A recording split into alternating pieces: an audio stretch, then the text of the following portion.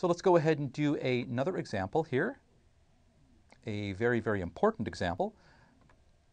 So example 2, let's see here.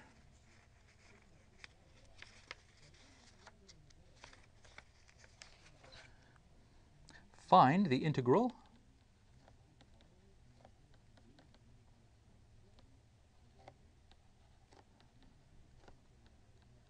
of the vector field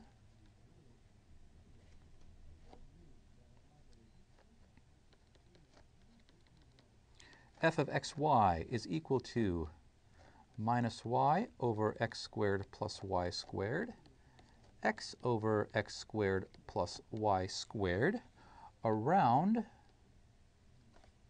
the circle of radius 4 from 4, 0 to the point 2, 2 radical 3. So in this particular case, they're actually giving us two specific points. We're going from this point to this point. So what we're going to have to do is, in order to find the parameterization, we're going to have to find the lower and upper limits of integration. We're going to have to convert this point and this point to t values based on the parameterization that we choose.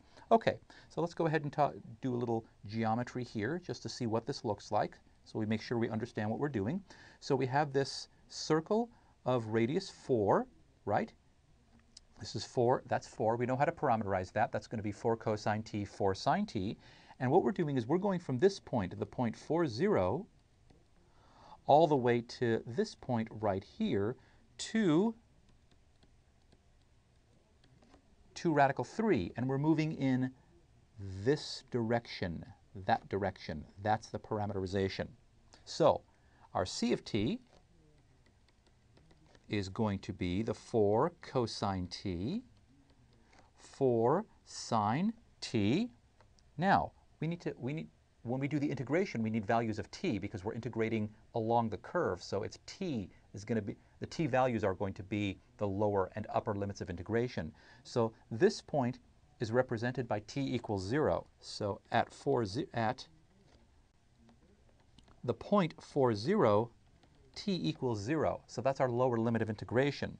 Well, how about here? What's t going to be when we get to here?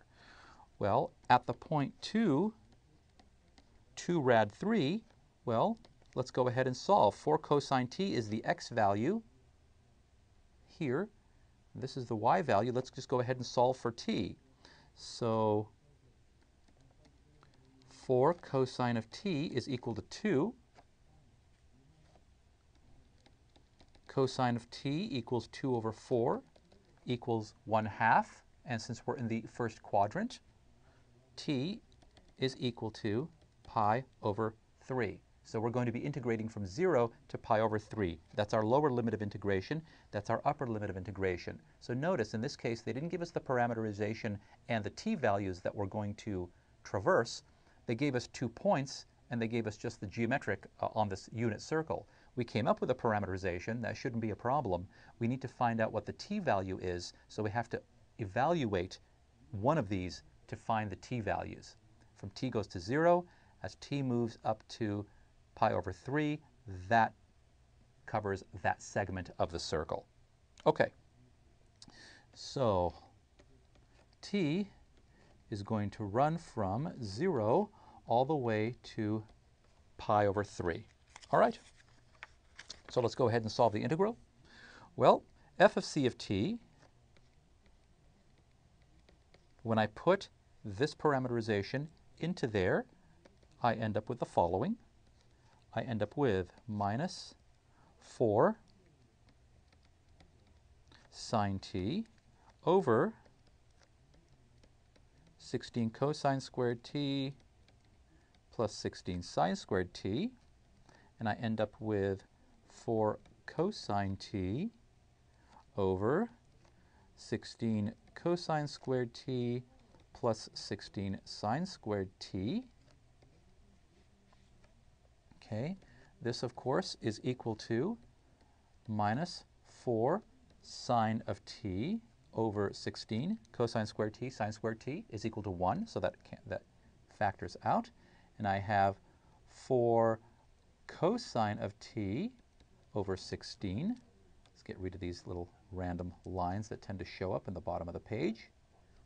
Okay, so this is going to equal sine t minus sine t over 4, and I'm sorry, minus 4. Oh, this is ridiculous. Let's see. Minus 4 sine t divided by 4, and 4, no, I've already canceled. Now I'm the one that's messing up my arithmetic. Okay. 4 and 16, 4 and 16. So I get minus sine t over 4, and I get cosine t over 4. How's that? That's good. Okay. Now, excuse me, let's do dc dt. So dc dt, or c prime of t, that's going to equal minus 4 sine of t and 4 cosine of t. So f of c of t dot dc dt is going to equal, let me rewrite the f of c of t again. F of c of t is going to equal minus sine t over 4 and cosine t over 4. So it's the dot product of this thing and this thing. When I do that, I am going to get sine squared t plus cosine squared t, and that is going to equal 1. So our final integral, the integral of f over this particular curve, is going to be the integral from 0 to pi over 3 of just plain old dt, 1 dt. And of course, that equals pi over 3. Okay,